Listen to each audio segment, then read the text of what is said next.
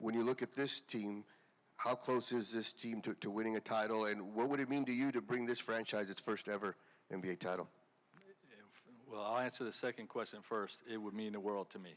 I know what it's like, to be a fan that wants to taste that championship, and I am just thrilled with the opportunity, to be the coach that leads this team to its first, and in terms of how close are we, I mean, you look at those guys that we just talked about before. We're very close. A lot of things have to go our way. You need a lot of luck, and you need some breaks along the way. But I feel like the foundation is in place, and we got to make some moves around the edges, and we got to put in the work. Right? It does not happen organically. A great deal of effort and sacrifice and togetherness has to be achieved for us to become a championship team, but I believe we can do it. What do you see? What value do you see DeAndre Ayton bringing to the team, and how do you feel like you can unlock his full potential? Yeah, well, I think he can be one of the best centers in the league. And I think he's shown that at times throughout his career.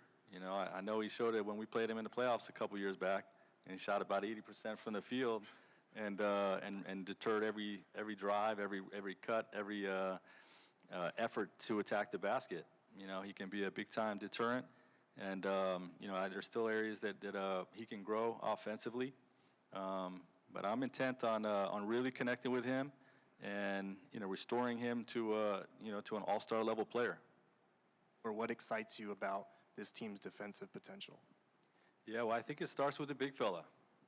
I've always had elite rim protectors, and you can get the job done, without that. But boy, when you got a guy like that in front of the basket, deterring everything that comes to the rim, you just get stronger, in everything, because the perimeter can push up more and be aggressive. And I have a scheme that I believe is the best in the league at tailoring those strengths into the group. And so I believe in that. I really love how Devin and Kevin compete on the defensive end. KD even hit me, when we were talking. He says, "I can't wait to guard in your system."